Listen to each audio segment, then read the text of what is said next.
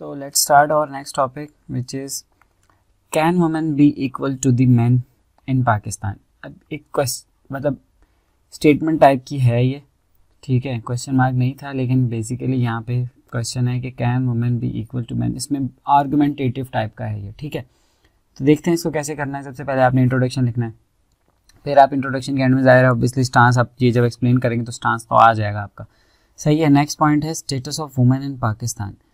अच्छा, women of का status मैंने बताया ना, सबसे पहले आपको थोड़ा एक्सप्लेन करना है कि वुमेन मतलब पहले कॉन्टेक्स्ट तो बनाना पड़ेगा ना। पहले आप पूछ रहे हैं can women be equal to the man, women equal हो सकती हैं मैन के कि नहीं पाकिस्तान में, ठीक है। तो सबसे पहले हम बताएंगे स्टेटस ऑफ वुमेन है क्या पाकिस्तान के अंदर।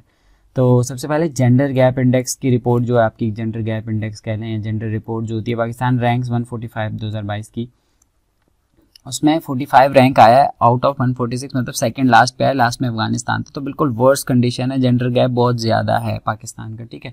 सबसे कम जो है वो आपके वो स्कैंडिनेवियन कंट्रीज़ हैं, फिनलैंड वगैरह हो गए, ठीक है, नॉर्वे, फिनलैंड। अच्छा, next is Pakistan gender gap report जो होती है पाकिस्तान की, वो यही बोलती है कि women contribute only 18% of GDP. Economic conditions तो आपने देख ली, सिर्फ 18% ऑफ जीडीपी वुमेन्स कंट्रीब्यूट करती हैं, ठीक है। नेक्स्ट है इकोनॉमिक सर्वे जो है पाकिस्तान का, वो ये कहता है वुमेन्स लिटरेसी रेट जो है ना 50.8% है, जबकि जो मेंस की लिटरेसी रेट है ना वो 72 पॉइंट कुछ है, मेरे ख्याल में 72.8 थी मेरे ख्याल में, हाँ ठीक है।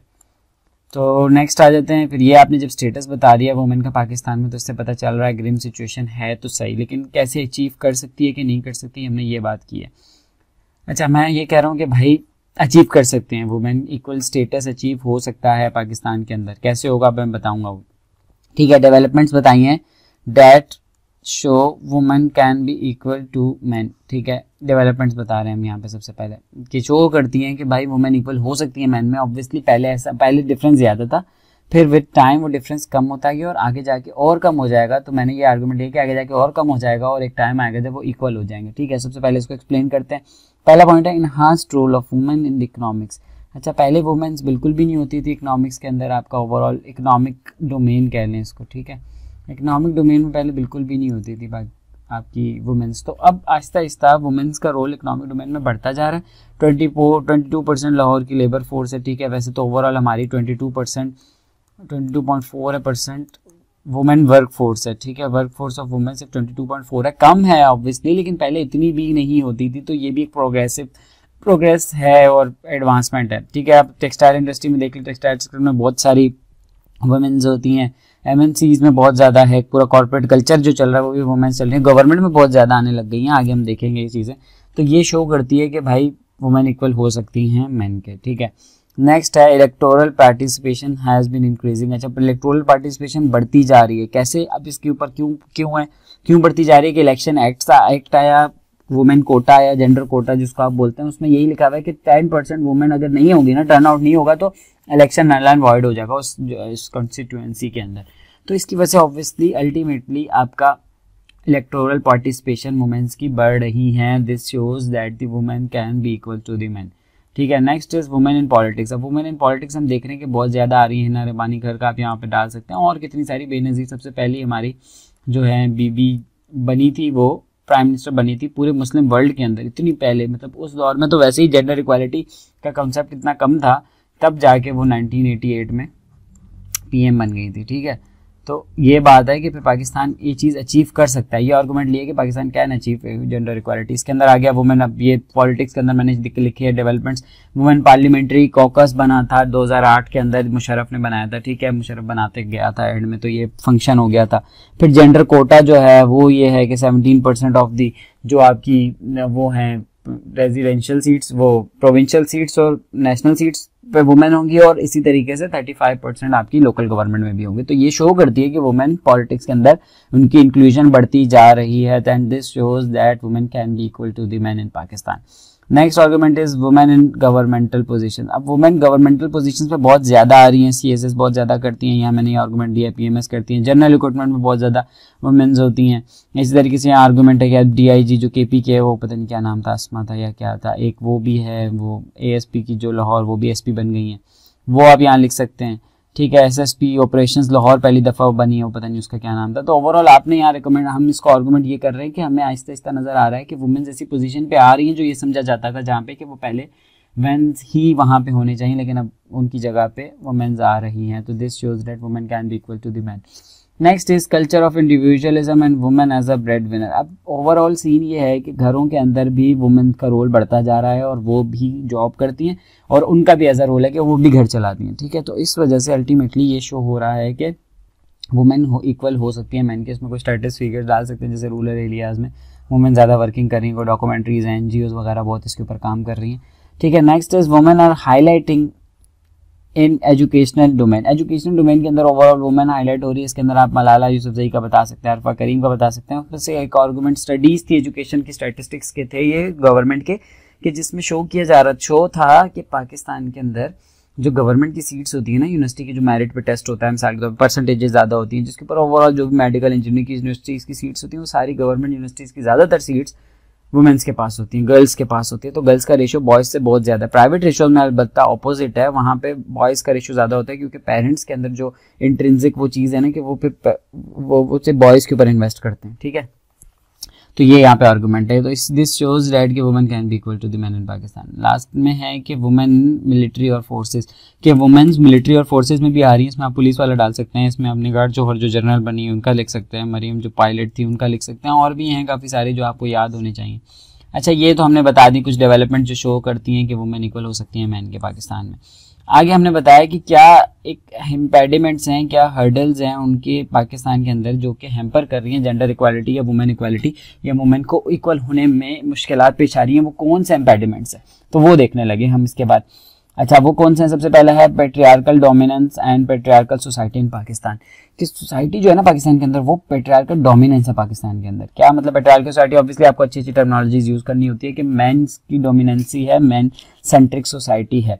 अब यहाँ पे मैंने एक आर्गुमेंट दिया, क्रिएशन ऑफ पेट्रियार्की जो बुक है ना गेटा लर्नर की, उसने ये आर्गुमेंट दिया है कि men's have been in the power place के ऊपर थे, वो लोग पावर कॉरिडोर्स में थे थ्रू आउट द हिस्ट्री। उसकी वजह से जो पेट्रियार्की क्रिएट हुई है ना वो ये हिस्टोरिकल उसका रिजल्ट है, और उसकी वजह से आपकी जो पेट्रियार्कल डोमिनेंस है पाकिस्तान की सोसाइटी के अंदर जो कि हैम्पर कर रही है, इम्पेडिमेंट एक है जेंडर इक्वालिटी की, वुमेन को इक्वल नहीं आने देती, ठीक है। कैसे करती है वो भी आप एग्जाम्पल लिख सकते हैं, लेकिन हमने आगे एक्सप्लेन किया होगा उसको। नेक्स्ट आ जाता है radical interpretation of the religious values through systematic Islamisation. अब सीन ये है कि यहाँ पे आर्गुमेंट लिया है कि जो इस्लामाइजेशन सिस्टमैटिक हुई है ना उसकी वजह से इंटरप्रिटेशन हुई थी रिलीजियस वैल्यू की, बहुत रेडिकल इंटरप्रिटेशन हुई थी कि वुमेन को घर से नहीं निकलना, जैसे तालिबानों का वाला सीन है वहाँ पे कि भाई वुमेन को एजुकेशन का राइट नहीं है, वुमेन को फ्री ऑफ स्पीच नहीं है, घूमने का बाहर आने का कोई वो राइट नहीं है। तो इस तरीके से ये वाला आर्गुमेंट मैंने कहा। इस्लामिक लेवेथॉन एक बुक है हुसैन नसर की, उसमें उसने बताया कि किस तरीके से ज़िया ने सिस्टमैटिकली इस्लामाइजेशन की है और उसकी वजह से किस तरीके से इस्लामिक लॉज की जो इंटरप्रिटेशन है बहुत रेडिकल हुई, और उसकी वजह से अल्टीमेटली मैंने यहाँ पे आर्गुमेंट लिया कि उस सारी इंटरप्रिटेशन की वजह से जो कि ये आर्गुमेंट करता है, मैंने यहाँ पे आर्गुमेंट किया कि इस सारी इंटरप्रिटेशन की वजह से जो जेंडर इक्वालिटी है ना उसमें बहुत ज़्यादा इम्पेडिमेंट है और वो अब तक सिस्टमैटिकली इस सोसाइटी के अंदर चल रही है, जिसको आप वो कहते हैं स्ट्रक्चरल इम्पेडिमेंट्स कहते हैं, स्ट्रक्चर इनइक्वालिटी, स्ट्रक्चरल फैक्टर्स होते हैं सोसाइटी के जो कि जेंडर इक्वालिटी करते हैं, सही है, जो कि सोसाइटी के अंदर इन्फ्यूज हो चुके हैं।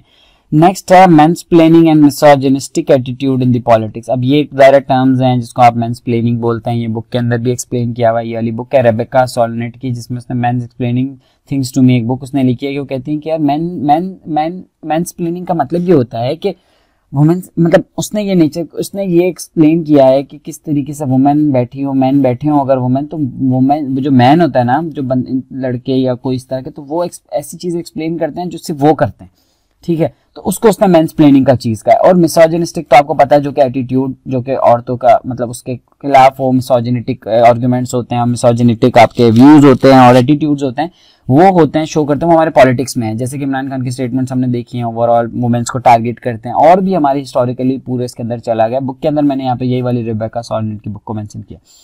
नेक्स्ट है work place harassment and the sexual harassment are reducing women in economics. अब अगला इम्पेडिमेंट जो है ना वो ये है कि वर्क प्लेस में जो हरासमेंट होती है और सेक्सुअल हरासमेंट का जो मसला है ना वो वुमेन्स को इकोनॉमिक्स में से आने से रोक रहा है। इसमें फिर आप स्टैटिस्टिक्स डाल सकते हैं, रेप केसेस 2020-22 में बहुत ज्यादा होने लग गए थे, वुमेन हरासमेंट के केसेस बहुत ज़्यादा होने लग गए थे, तो इस वजह से वुमेन्स की जो वर्क फोर्स जो हम बात कर रहे हैं ना वुमेनोमिक्स, वो कम होता जा रहा है।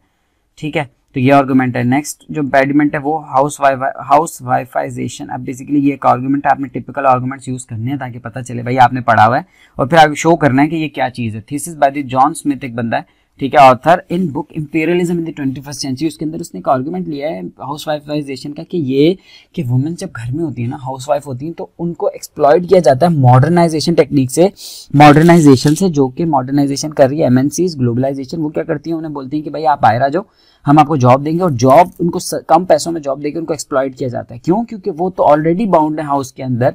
फिर उनके अंदर ये होता है कि चलो हम बाहर तो आने का मौका मिल रहा है ना, हमें किसी तरह इकोनॉमिक्स, हमें इंडिपेंडेंस तो मिल रही है, हमें इकोनॉमिक लिबरेशन, इकोनॉमिक सैल्वेशन तो मिल रही है। तो ये वाला आर्गुमेंट जो है ना, ये एक इम्पेडिमेंट है कि वो ऑलरेडी बंद है मुल्क के अंदर, उसको फिर वो कंपनीज भी एक्सप्लॉइट करते हैं, जैसे कि बांग्लादेश की एग्जाम्पल इसने उसमें दी है। तो पाकिस्तान के अंदर भी टेक्सटाइल इंडस्ट्री में यही हो रहा है। अच्छा, next point is educational disparities in rural areas because of the abysmal infrastructure and parents behaviour. अच्छा, अब मैंने ये आर्गुमेंट लिया कि एजुकेशनल डिस्पैरिटीज क्यों है रूरल एरियाज में, क्योंकि ये जो एक तो इंफ्रास्ट्रक्चर इतना खराब है कि वुमेन वहाँ पे जाती नहीं, गर्ल्स नहीं जा सकती। नेक्स्ट, पेरेंट्स का बिहेवियर ऐसा है जो कि पेट्रियार्कल, हम ऊपर भी बता चुके हैं कि वो प्रेफर नहीं करते कि गर्ल्स की एजुकेशन को, और ओवरऑल बॉयज़ की एजुकेशन को प्रेफर करते हैं। ओवरऑल इकोनॉमिक कंडीशन भी इसमें आ जाती हैं, इसमें रिलीजियस व्यूज़ भी आ सकते हैं, कुछ भी आ सकते हैं। तो ओवरऑल मैंने बताया कि एजुकेशनल डिस्पैरिटीज़ की वजह से एक इम्पेडिमेंट क्रिएट हो रहा है कि वुमेन इक्वल नहीं हो सकती मैन की, एक हर्डल है इसके अंदर। तो इस तरीके से आर्गुमेंट बनाता हूँ। लास्ट उसके अंदर फिर बुक मैंने बताया vindication of the rights of the women, Mary Wollstonecraft की बुक है।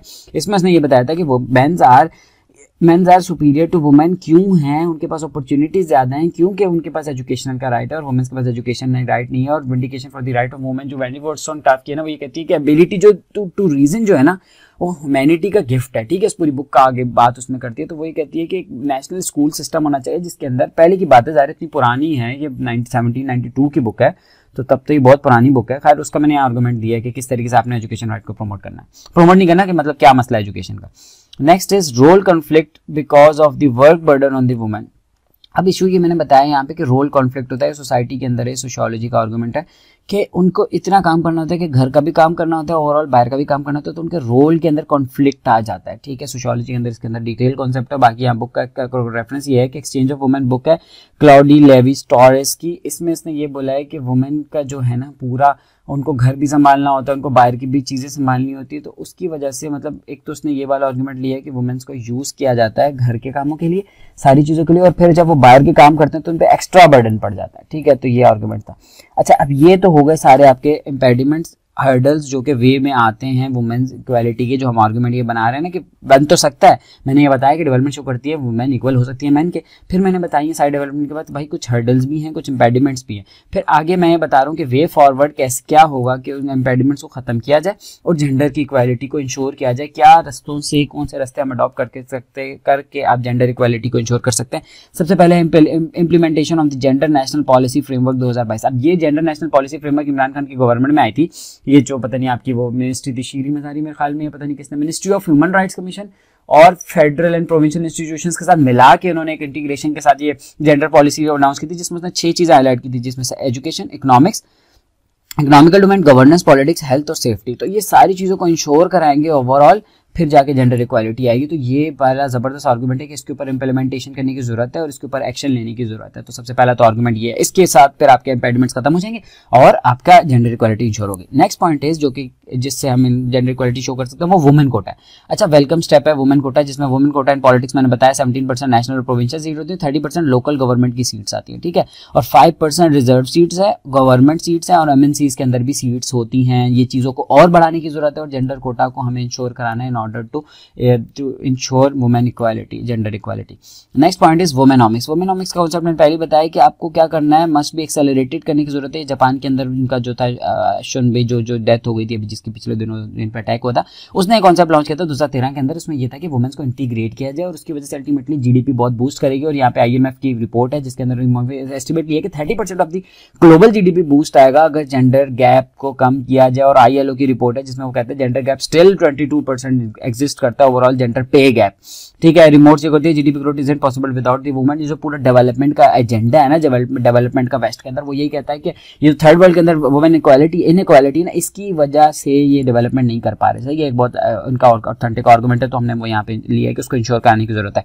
Next is need for the highlighting Islamic rights of women instead of promoting hard image. हमें क्या जरूरत है कि सॉफ्ट इमेज को प्रमोट करें इस्लाम का, और बताएं कि भाई कितने राइट्स दिए हैं इस्लाम ने वुमेन को, ठीक है। उसमें मैंने बुक यहाँ पे मैं purifying the land of pure, Farhana Ispahani का बुक है ये।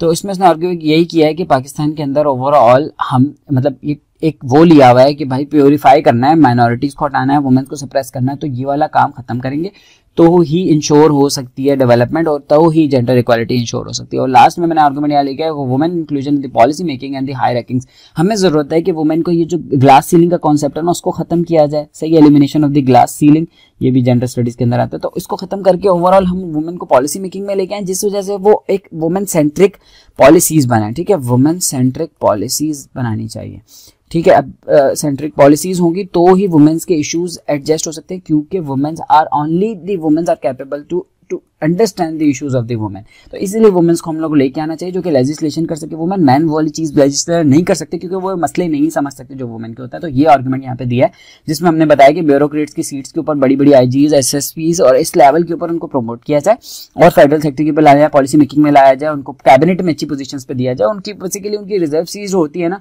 तो उनको प्रमोशन नहीं मिलती, तो उनको रिजर्व सीट के ऊपर उनको एक मतलब पता होता है कि इन्होंने रिजर्व सीट पे ये नुमाइंदगी नहीं करती, रिप्रेजेंटेशन नहीं करती, तो इस वजह से इनको फिर अहमियत नहीं दी जाती। तो उनको अहमियत देने की जरूरत है, और इस तरीके से उनको पॉलिसी मेकिंग लेके आना चाहिए। तो ये कंक्लूजन आ गया फिर।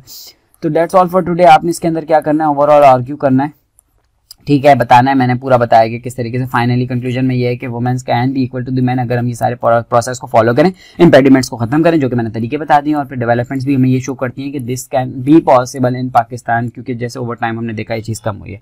तो that's all for today, thank you for listening.